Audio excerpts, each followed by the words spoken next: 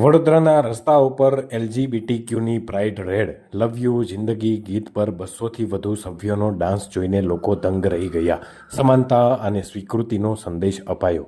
વડોદરા શહેરના કમાટીબાગથી સુરસાગર તળાવ પાસે આવેલ મહારાણી ચિમનાબાઈ ઉદ્યોગાલય સુધી વિવિધ એલજીબીટીક્યુ સંસ્થાઓ દ્વારા પ્રાઇડ વોકનું આયોજન કરવામાં આવ્યું હતું, જેમાં વિકલ્પ મહિલા જૂથ, લક્ષ્ય ટ્રસ્ટ, શ્રી મહારાણી ચિમનાબાઈ સ્ત્રી ઉદ્યોગાલય, આશિકી ઇવેન્ટ્સ અને સાથી વિસ્તારના સંસ્થાઓ સભ્યો સહિત મોટી સંખ્યામાં લોકો જોડાયા હતા.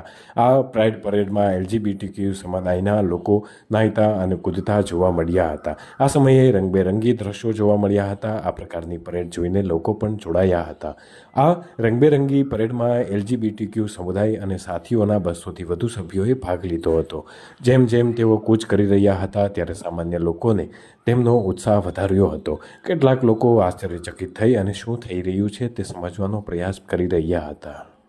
અહીંયા એક એલજીબીટીક્યુ કમ્યુનિટી સમુદાયના માટે એક પ્રાઇડનું આયોજન દર વર્ષે થાય છે. આ વર્ષે પણ વડોદરા ગર્વોત્સવ તરફથી થઈ રહ્યું છે.